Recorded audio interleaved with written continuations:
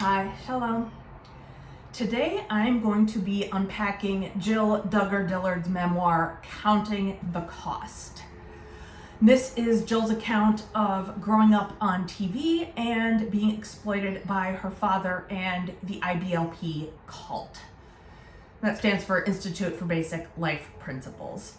So there will be references to topics like abuse, and I'll be as vague as possible and only bring up specific details when it's relevant for the discussion. And I'll hold up a card during those parts. Jill's father and mother are named Jim Bob and Michelle, and I will be referring to Jim Bob as JB for short.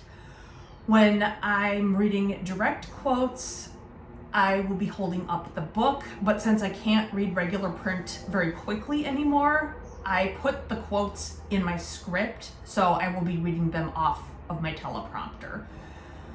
So I covered the whole brouhaha with Jill's older brother Josh in previous videos. In one of the videos, I briefly mentioned Bill Gothard, and the start of IBLP.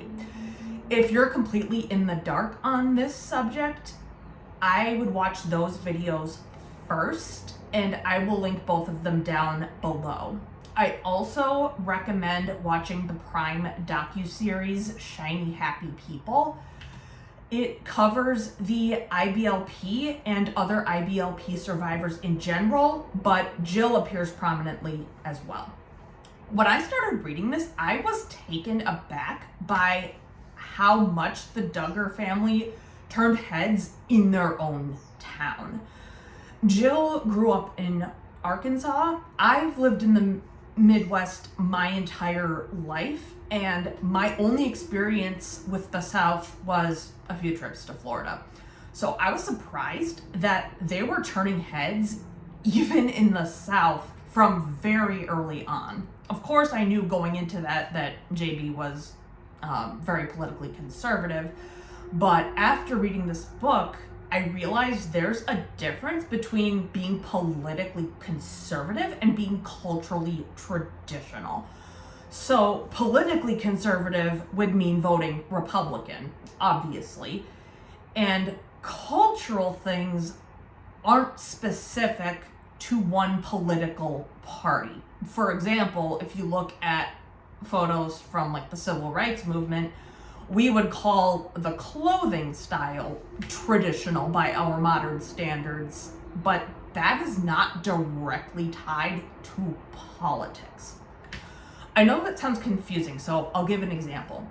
When Jill's family went to the beach, it was perfectly normal to see other women and girls in two-piece suits, like I would see here in the Midwest, and Southern families who weren't really funny extremists listen to a lot of the same music as average families in the Midwest.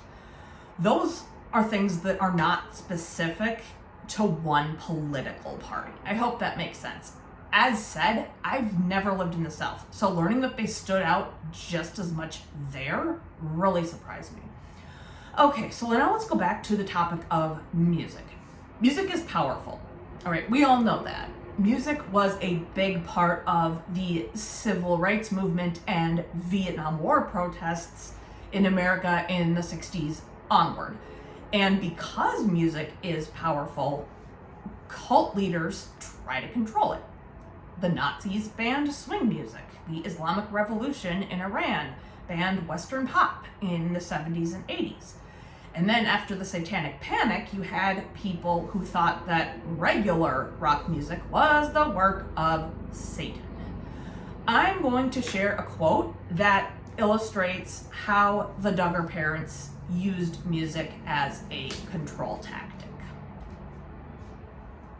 Quote, "At times, music was a distraction. Mom used it as a tool to break us out of a cranky mood or inject a little joy when it was needed. Other times, she'd use it as a motivator to keep us on task as we folded laundry or unloaded groceries. Whatever the reason for pressing play, she used it wisely. Music had power, and it could be turned off as easily as it was turned on, especially if someone mentioned the D word. Look, one of my younger siblings would say quietly to another little Duggar, I'm dancing. Click. Silence. End quote. Let's take a look at this with the BITE model criteria. I'll post the link to the BITE model in the description. The B stands for behavior control, and the E stands for emotion control. Let me be clear, this is not the same thing as teaching children how to regulate their behavior or their emotions. You can absolutely impart those concepts in healthy ways. With behavior control, we're talking about behaviors that are not inherently problematic, such as dancing or listening to music. This is a manipulation tactic. This is the adult avoiding difficult behavior or emotions. Another part of behavior and emotion control is what we call coded language. Cults often have their own vernacular. For instance, in NXIVM, questioning the teachings in any way was called being a suppressive person. In mainstream society, we use the term to suppress to mean like stuffing down / suppressing emotions like anger. But in NXIVM, it meant something different. In these fundy groups, the word secular is used a lot. Now, in the regular world, it means not religiously affiliated. It's a neutral descriptor. In fundy circles, it's used as an insult, particularly toward women. A secular woman means a woman who's educated, has a career, etc. I got called secular a lot because I didn't grow up this way and I had a college degree in early childhood and all of that. Another big one is stirring up contention among the brethren, which is a line from the New Testament. The general mainstream interpretation of this is along the lines of, don't go starting arguments over minor things. In these communities, it basically means don't go spreading or getting dangerous ideas. I kind of did exactly that, and that's how I became elder enemy number 1. Okay, one of Bill Gothard's fudged up ideas was child training. The first time I heard those words, I thought back to my service dog training, and the training we used was both very humane and very effective, but applying that kind of method to a child is so not okay. In these communities, parental authority doesn't stop when a child turns 18 or gets married. They cite a verse from Proverbs that goes, train up a child in the way he should go, and when he is old, he will not depart from it. Part of converting to Judaism is learning at least some Hebrew. And while I'm by no means an expert on it, I will say that these texts have vastly different meanings in the original languages. Grown adults in these communities really struggle to have their own opinions and make their own decisions. I had a friend who would give responses like, my dad says X, when I asked her opinion on things. I remember once I said, I didn't ask you what your dad thinks, I asked what you think. I don't remember what she said, but she looked at me like I had 3 heads. Thinking for yourself is akin to treason in this kind of group. It's not a small thing.